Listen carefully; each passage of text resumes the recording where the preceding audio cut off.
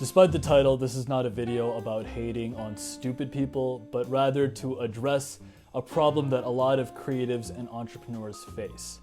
I'm sure throughout your life you've come across people who think that they're much more competent, much more talented than they actually are.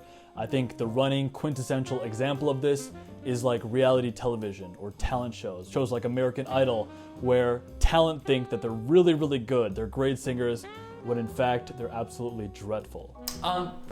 What's your name there? My name's Farmer John, and I'm here to sing a song for you.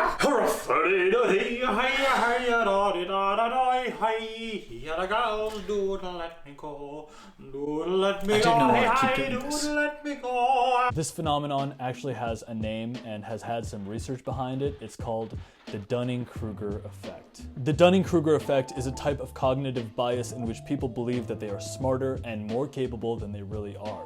Essentially, low-ability people do not possess the skills needed to recognize their own incompetence. Incompetent people are not only poor performers, they also are unable to accurately assess their own talents. In many cases, incompetence does not leave people disoriented, perplexed, or cautious. Instead, the incompetent are often blessed with an inappropriate confidence, buoyed by something to them that feels like knowledge. This effect can have a profound impact on what people believe, the decisions they make, and the actions they take. And this is the reason why I was inspired to talk about this topic today. I think as someone who has been an aspiring creative for all my life, I have this overly critical judgment of my own talents, my own skills, and this has often gotten in the way of me putting myself out there. One example of this that I brought up just once before, it's kind of an embarrassing example, is the fact that I have these facial moles. And in the past, when I would go into auditions and talk to a casting director, if they ever did like a close-up of my face in photo or video, I would just get this feeling like, oh, now they're gonna see my moles, they're gonna see my imperfections, and I'm not gonna get the part because of this, which in retrospect seems like such a stupid thing to be concerned about. But this criticism manifested in every facet of my artistry, of me not thinking that I was doing a scene right or I was talented enough to even audition in the first place. And I suppose what's really admirable about people who embody the Dunning-Kruger effect fully is that they don't have that criticism of themselves. They actually think they're much better than they really are, and so they're willing to put themselves out there.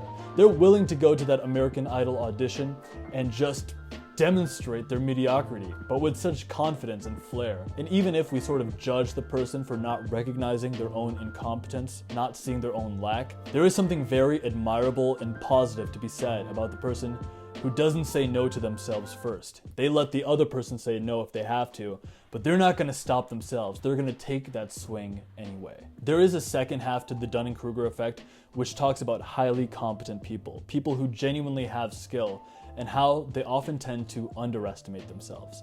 People who are competent, they know they're competent, but they actually often think that other people are about as good as them, and so they don't recognize their own specialness. And regardless of which side of the Dunning-Kruger effect you're on, maybe you are more competent than you think you are, or maybe you're like the people in the American Idol auditions who think they're really good, but you actually have a long way to go. Regardless of which side of it you are on, I think it's important to consider the fact that people who don't judge themselves, people who don't say no to themselves first, have a tremendous advantage. The reality is that the Dunning-Kruger effect is a phenomenon that affects everyone in different facets of their life. One very common example is in driving. People often rank themselves a better driver than average, but not everyone can be an above average driver, mathematically speaking. And because of this bias, we struggle to have a realistic view of our own talents in different aspects of our life. The way to counteract the Dunning-Kruger bias is to increase something called metacognition, increase your bird's eye understanding of your own skills, and there are a few ways that we can go about doing this. The first, most important thing is to focus on learning and improving above all else. Focus on progress, not necessarily on perfection. And so always honing your craft, never thinking that you're the master, but always keeping that beginner's mindset of how can I learn, how can I improve, how can I become better. This is often the most powerful way to mitigate the Dunning-Kruger effect.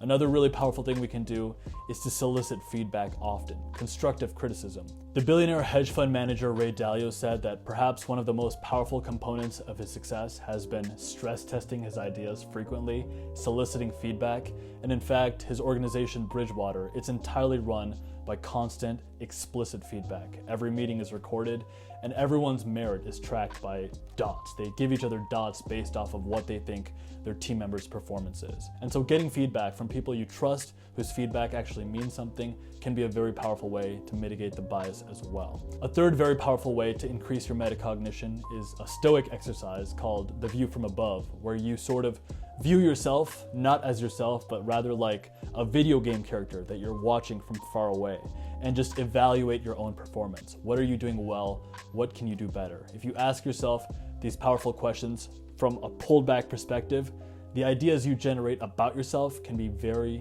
very insightful.